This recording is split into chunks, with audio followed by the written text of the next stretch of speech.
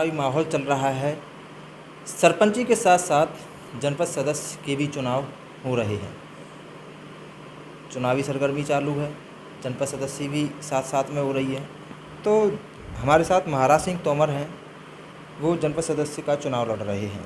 उनसे जानते हैं कि आखिर जनपद सदस्य अगर उनको जनता चुनती है तो उन जनता के हित में वो क्या करेंगे, क्या लड़ाई लड़ेंगे।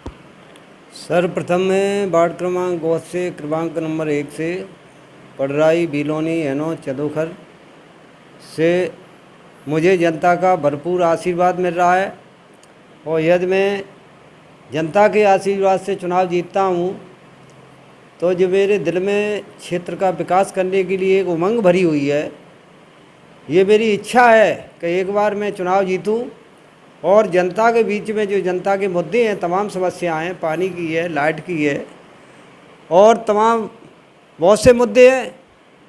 मेरी इच्छा है कि मैं जनता की समस्याओं का एक प्रतिनिधि के नाते प्रतिनिधि बनकर के और जनता की समस्याओं का निराकरण करूं। और मैं अपनी बार बार जनता को बहुत बहुत बधाई देता हूं कि ये मेरा क्षेत्र है, एनो पडराई बिलोनी चंदोखर और सारे मुजरे, इन सभी पे मुझे बहुत विश्वास है कि मेरे ऊपर बहुत आशीर्वाद है और मुझे विश्वास है कि मैं अब की बार चुनाव निश्चित जीतूँगा।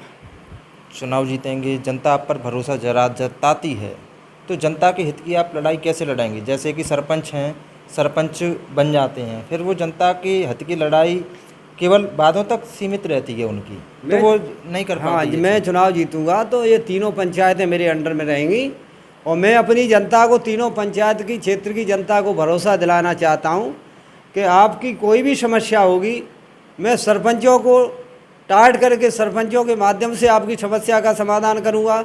सरपंच नहीं करेंगे, एसडीएम तहसीलदार बैठे हैं, गोद से वहाँ से निराकरण कराऊँगा, वहाँ भी नहीं तो भिंड है, भिंड नहीं तो भोपाल है। मैं अपने क्षेत्र की जनता की लड़ाई भोपाल तक लड़ूँगा और इसमें कोई कार कसर नहीं छोड़ूँगा। आप कसर नहीं छोड़ेंगे, मान लिया। तो पहले भी जनपद सदस्य रहे थे और लोग सरपंच भी रहे थे, लेकिन गांव के विकास जस की तस बने रहते हैं, गांव में कोई विकास नहीं हो पाता है। इस बारे में आप क्या कहेंगे। अभी तक क्या है, मेरी जो जनता ने मुझे नहीं चुना था, मैं 2 बार चुनाव लड़ा, एक बार मेरा भाई भी लड़ा था। चुनाव हम किसी कारण बस हार चुके हैं। अब की मेरा तीसरा चुनाव है तो मुझे विश्वास है कि तीसरी बार जनता मुझे नकारेगी नहीं। दूसरी बात, पंचायत की समस्या, जो समस्याएं पंचायत की, पहली समस्या ये है कि हमारे यहाँ एक माता जी का मंदिर है, ऊसराबारी मैया है। आज हजारों साल जब से ये ग्राम की नींव लगी है तब से, और कईयों प्रतिनिधि बन चुके, कईयों सरपंच बन चुके यहाँ पे, लेकिन माता जी पे जाने के लिए रास्ता नहीं है। एक हमारा मुजरा मलहनकापुरा है। आज इस पंचायत में जब से ये गांव बसा है तब से वो बेचारे लोग बसे हैं, उनकी लड़ाई में जारी रख रहा हूँ। आज तक उनकी एक रोड तो हमने करा दी और ये वायदा किया है कि अब जो यदि मैं प्रतिनिधि बना तो कोई भी हस्ती नहीं है ऐसी कि जो उनकी रोड को रोक सके। दूसरी समस्या है कि हमारे गांव में इंटर कॉलेज है, आज कम से कम 15 साल से चल रहा है। वो मिडिल स्कूल में, उसमें छात्र जो शिक्षा ग्रहण कर रहे हैं, शालाएँ उस मिडिल स्कूल में लग रही है, लेकिन हमारी पंचायत में इंटर कॉलेज की बिल्डिंग नहीं है।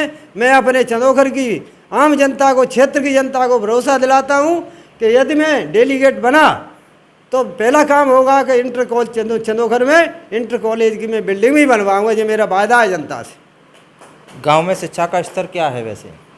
क्या गांव में शिक्षा का स्तर क्या है कि गांव में शिक्षा का स्तर हर, वैसे तो सिटियों में भी शिक्षा का स्तर गिरता जा रहा है, तो सिटियों की अपेक्षा गांव में शिक्षा का स्तर तो बहुत गिरा हुआ है। अब उस शिक्षा के स्तर को, एक मुखिया का काम होता है कि उस गांव से युवा पढ़े लिखे निकलें, लेकिन ये चीज़ नहीं हो पाती है।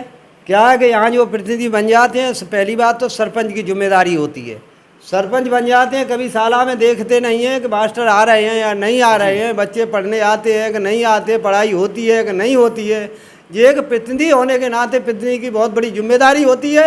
मैं अभी प्रतिनिधि चुना नहीं गया हूँ, लेकिन मैं इस पर भी वायदा करता हूँ कि जो साला में पढ़ाई होगी, सेक्रेटरी है, ग्राम सेवक है, तहसीलदार है, पटवारी है, जनता का कोई भी काम मैं अपनी जिम्मेदारी से करूँगा, इसका मैं वादा करता हूँ। जनता को आप उनका हक दिला पाएंगे? बिल्कुल दिलाऊंगा। यहाँ से भोपाल तक लड़ाई लड़ूंगा मैं जनता की, इस बात का तो मैंने गांव में जनता को चाहिए होता है सड़क, बिजली, पानी, राशन कार्ड, ये व्यवस्थाएं होती हैं, उनको समय पर उनका राशन मिलता रहे।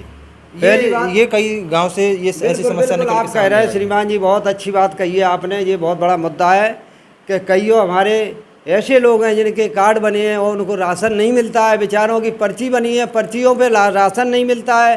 तो ये तो मैं लड़ाई पहले से भी लड़ रहा हूँ और ये मेरी लड़ाई है जो जनता की वो जारी रहेगी। रही बात हॉस्पिटल की, यहाँ कोई दवाइयों की व्यवस्था नहीं है, हॉस्पिटल नहीं है, तो मैं मेरी बड़ी पंचायत है, यहाँ कायदे से एक हॉस्पिटल होना चाहिए था, लेकिन नहीं है। मैं जनता के बीच में वायदा करता हूँ, मैं यहाँ स्वास्थ्य की भी व्यवस्था करने की मेरे दिल में है, उस अपनी इच्छा को पूर्ण करूँगा, ये मेरे जनता से वादा करता हूँ। जी बहुत बहुत धन्यवाद आपका।